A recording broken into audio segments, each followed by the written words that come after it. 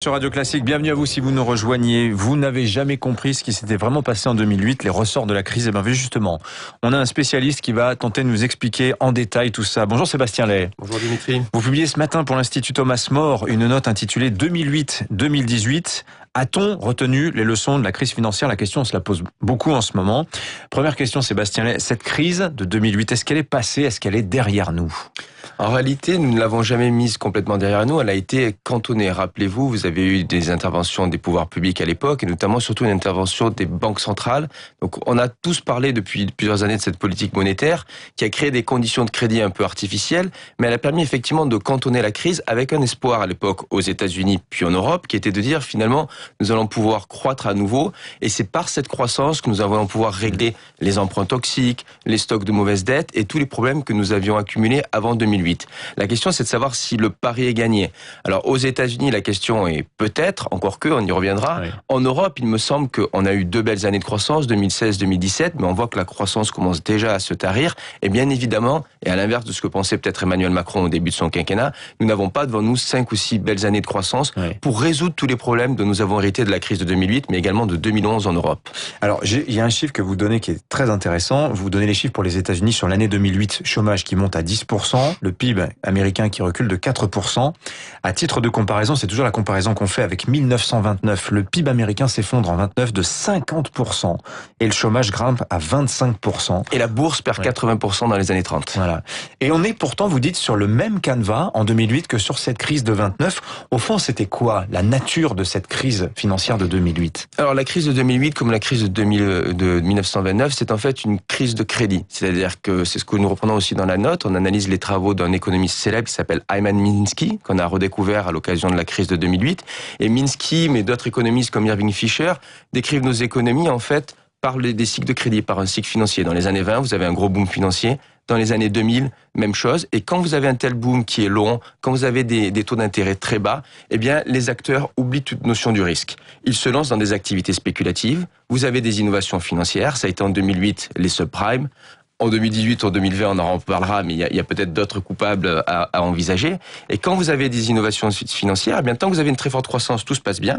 Mais la nature du cycle économique, c'est de ralentir. La vie de nos économies, c'est d'avoir des périodes d'expansion, des périodes de récession minimes. C'était ce que nous avions encore il y a 15 ou 20 ans. Et quand vous aviez un début de récession, c'est là où les bulles spéculatives explosent. Et c'est là où ça fait désormais très mal, car au lieu d'avoir des récessions, nous avons des vraies crises de crédit. Alors ça, on va en parler parce que c'est très intéressant. Mais si je reprends en fait ce qui s'est passé en 2008, vous dites qu'il y avait à cette époque beaucoup trop d'argent pour un nombre limité d'actifs, ce qui faisait donc monter les prix.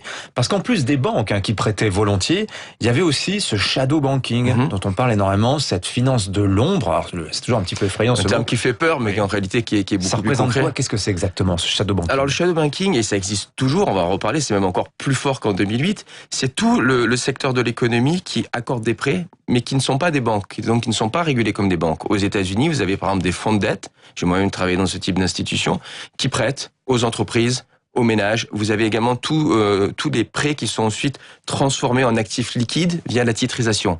C'est ça ce qu'on appelle le shadow banking.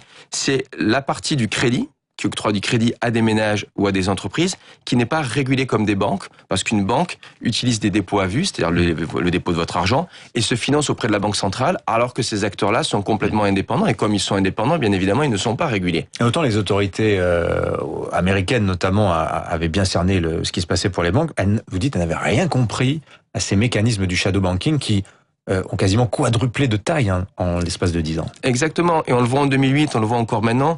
Vous avez beaucoup d'outils prudentiels pour arriver, par exemple, à monitorer trimestre par trimestre ce qui se passe au niveau du crédit bancaire, puisque évidemment les banques se refinançant auprès de la banque centrale, on arrive à peu près vaguement à comprendre le bilan des banques, mais quant aux autres entités, quant aux hedge funds ou aux différents fonds de titrisation qui en fait octroient du crédit, il est très très dur de les suivre au jour le jour et d'arriver. Ils n'ont pas de compte à rendre, puisque par définition ils ne prennent pas vos dépôts. Finalement ils sont assez indépendants, ce qui est aussi simple pour l'économie parce qu'ils ne mettent pas en risque vos dépôts ou les banques centrales, mais de notre côté, nous ne savons pas exactement à qui ils prêtent. Aux États-Unis, ils ont beaucoup prêté, par exemple, aux boîtes de pétrole de schiste, qui, bien évidemment, depuis 2014, sont maintenues comme des zombies et en réalité auraient dû s'effondrer. Alors, après la crise, en fait, on l'a vu, très vite intervention, on ne refait pas tous les scénarios, mais de la Fed ou encore de la BCE, avec un stimulus monétaire permanent, des taux qui sont retombés à zéro, cette politique de quantitative easing, d'achat de dette souveraine.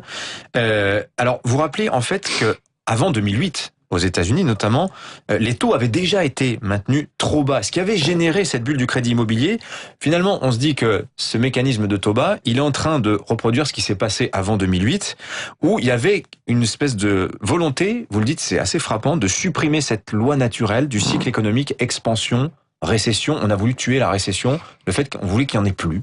Exactement. La loi des reines au cycle économique. Complètement. Exactement. La loi des reines au cycle économique, nous avions tous connu dans les années 70, 80, 90, c'est d'avoir quelques années d'expansion et puis une récession mineure. Les banquiers centraux ont en fait littéralement vendu aux politiques. Et bien évidemment, c'est quelque chose qui plaît énormément aux politiques. La croissance permanente. La croissance permanente, la grande modération dans les années 2000, l'idée qu'on ne va plus avoir de récession. Et d'ailleurs, finalement, ça fait pratiquement 10 ans que nous n'avons pas de récession. Le problème, c'est que ça nous expose au risque d'une correction violente. Au lieu d'avoir des expansions et des récessions normales, nous avons de très longues phases d'expansion, avec beaucoup de spéculation, beaucoup de crédit, et des crises violentes. Début des années 2000, avec la crise de la tech, 2008, et puis on verra, personne n'a de boule de cristal, mais la prochaine crise, bien évidemment. Alors au final, quand on regarde le bilan de la crise, on constate que les Européens, ils ont injecté 2 fois plus d'argent dans les circuits économiques pour la relancer, que les États-Unis dans leur programme de relance. Et on constate en fait qu'aujourd'hui, la croissance européenne est beaucoup moins forte que celle des États-Unis. Comment ça se fait? On a été moins efficace à sortir de la crise? 2 raisons. En réalité, même si la crise de 2008 a émané des États-Unis, très rapidement, on s'est aperçu qu'il y avait des pays très problématiques en Europe, l'Italie, la Grèce. Si vous prenez aujourd'hui, par exemple, le Portugal, tout le montant des créances douteuses en Italie, qui est toujours là, c'est un stock colossal, plus important que le problème des subprimes aux États-Unis. C'est juste qu'on a décidé de pas véritablement le régler et d'essayer de le maintenir en l'état en espérant croître assez pour régler tous ces problèmes. La deuxième raison aussi, c'est que au niveau de la politique monétaire, nous en parlons, il me semble que l'Europe a complètement échoué puisqu'elle a commencé sa politique de quantitative easing trop tard par rapport aux États-Unis. Et aujourd'hui, la différence de cycle entre les États-Unis et l'Europe, c'est que il faut savoir que quand vous avez une récession, pour utiliser l'arme monétaire et sortir de la récession, il faut baisser les taux d'au moins 300 points de base, 3%. C'est pour ça qu'aux États-Unis, Jerome Powell se dépêche d'augmenter les taux, c'est pour pouvoir les baisser pour la prochaine récession. En Europe, nous n'avons pas encore commencé à les augmenter. Donc vous voyez que si vous avez la moindre récession réelle en Europe au cours des 2 prochaines années, il n'y a plus d'amortisseurs, il n'y a plus de marge de manœuvre pour réagir. Dernière question, très rapidement s'il vous plaît Sébastien Lay. La prochaine crise, d'où viendra-t-elle? Je pose la question à tous les invités, évidemment, c'est difficile à prévoir. C'est un pari que nous prenons dans la note. Pour nous, ça se produira, l'épicentre de la prochaine crise, ça sera l'Europe et le secteur de la dette entreprise et notamment obligataire en Europe.